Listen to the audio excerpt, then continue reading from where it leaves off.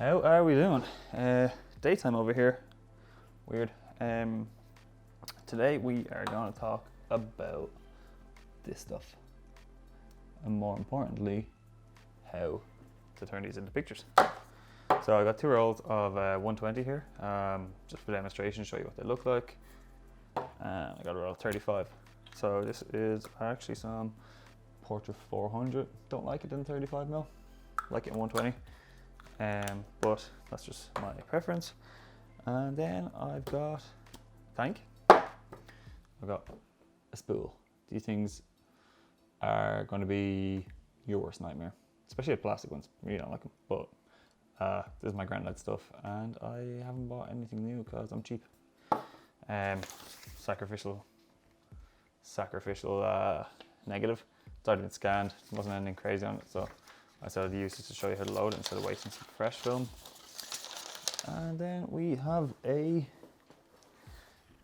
dark bag. So I'll get into this and talk about it. Coming at you from the messy desk today.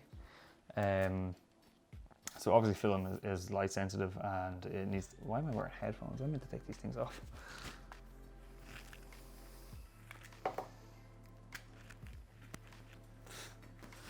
Obviously film is light sensitive and it needs to be developed in the dark. You got to get it from your camera into a tank without exposing it to any light. How do you do that? Well, you use the dark bag I just showed you. And everything I'm going to show you, you have to do blind. You have to do it inside this bag. You can't see anything. I find it easier to do it with my eyes closed for some reason. Let's get into it. We got to get this onto this, and we got to do it in the dark. I'm not going to do it in the dark because you won't be able to see it, so I'm just going to show you here, and I have this spare roll of film. So the first thing you got to do is find your groove. So these are grooves. See them here, little thingy-majiggers. These are ancient. These are my granddad's. He used them for years. He gave them to me. They work fine if they're wet, or if your hands get sweaty, you are screwed. You're in for a bad time. Good thing about these is they can be converted to 35mm reels. Just take those two out, pop it back on, pop it back on, screw it on, and you got 35mm. You can stack another one here. You can do 2 rolls at once. So I find 120 easier to load for some reason. Don't know why. A lot of people are different. But yeah, so we're gonna jump into it. This would have been in this, and in the dark you have to peel this backing paper off, find where your roll begins, and start spooling it on. So I'm just gonna show you. So that actually just got, like, it kind of just sits in there fine. It just slots in, and then you just go for it. Now you're normally doing this in the dark, you can't see anything, so it's be difficult. I'm normally like this because for some reason my brain thinks if I close my eyes I can coordinate my hands better. Doesn't really make sense, but yeah, you keep feeding it on until you get the whole roll on. It's pretty simple. Like, a lot of people get freaked out by developing. These reels are actually a little bit wet because I developed the roll that you're going to see. I recorded this afterwards. So these reels are a little bit wet, so kind of difficult for you to get a true understanding. But this would normally just fly on. I wouldn't have to fiddle around with it like this. Okay, so obviously don't do it on a wet reel, but yeah, let's just pretend that we got that on because I'm kind of embarrassed now. So your reel is on, and you pop it in this little dark tank. This thing is ancient, my granddad's. Pop that in, pop that in, pop that in. Boom, you're done. This is lightproof. Light can't get in. It has like a one-way valve here. Valve? I don't know. But you pour your chemicals in here, light can't get in. There's a little tube that goes all the way to the bottom. It stops light going in. And you're safe. A lot of people think you need a darkroom to develop your negatives. You don't. You only need that for printing. Okay, so we're going to pull up a massive dev chart here. This is such a useful resource for all your development formulas. Grab your mixing jug, add 450 ml of water to it.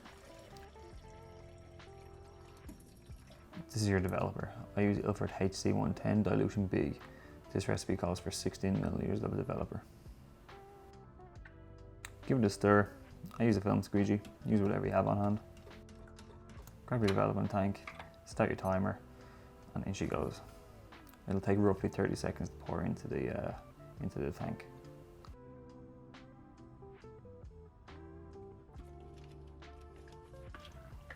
Invert for the next 30 seconds.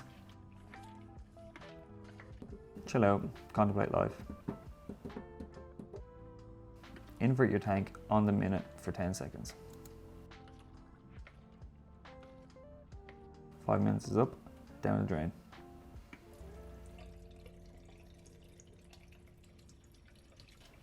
Next up we rinse.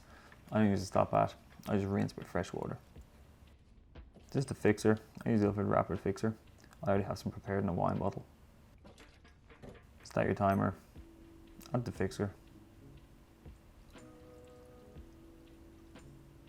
This fixer's been used a few times, so we're going to go for a 7-minute fix. Invert for 30 seconds at the start. Check your phone, this bit gets boring.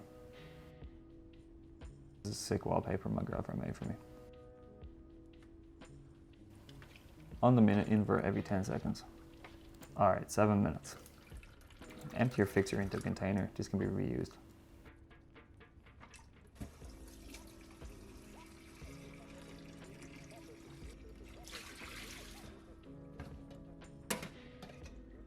And there we go, moment of truth.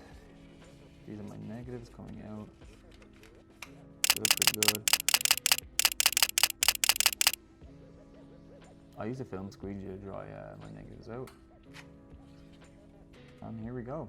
As you can see, in the middle of the roll, I experienced some problems with my film back.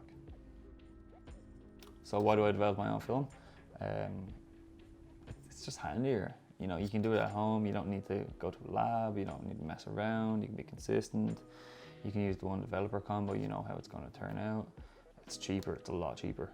I generally tend to use Kodak HC110 with the Dilution B, which is 31 to 1, I think. I have it on my phone, let me check. It's 31 to 1. If you want to get 500 ml out, then you put in 484 mils of water and 16 mils of the developer. Similar to your fixer, I use Ilford Rapid Fixer, which is 4+1, I think. So just ratio 4 to 1 fixer to water. I suppose one of the main reasons that I like developing is it kind of gives you a time to switch off. You know, your hands are always wet. Probably shouldn't be touching anything else if you're using these chemicals. It kind of just gives you an opportunity to slow down, use your hands, and get away from screens, which I struggle with. I'm always on my phone, I'm always on my laptop. Part of the reason why I love film photography so much is that there's like no screens involved until you get to the scanning process, which is my least favorite part. Go figure. But yeah, I just love the organicness of it. You know, you actually physically have something here. You know, it's like burnt onto the film. You know, it's not like a bunch of ones and zeros. It's there. It's like light captured on silver, which is pretty fucking cool, I think. But yeah, I kind of had to start developing my own film when I was younger because I couldn't afford to bring it to a lab all the time. And actually, I lived pretty far away. There's no labs local to me that were actually developing film, so I was learning how to do it myself. Like it's so easy. Anybody could really do it if you just set aside the time. You're probably going to fuck up once or twice, but after that, it's plain sailing. Last week I did try to develop 2 rolls of 120 at the same time. I like try to stick it to the tape that it finishes with. There's like a little bit of tape here normally, and you can like stick 2 rolls together and wind it on. It's kind of a little hack. Makes it like the length of a 220 roll. And yeah, my hands got really clammy, the reel jammed up, the rolls ended up overlapping, and the developer didn't reach them. And yeah, I just lost like 5 or 6 pictures from each roll, which kind of sucked, because I think they were pretty cool. And that's pretty much it. if you're buying any film or chemicals, you should try Shop Local. I live in Dublin, so big shout out to John Guns and Cons Cameras. They're really good. They carry a huge range of stuff. Just really cool guys. Catch you next time.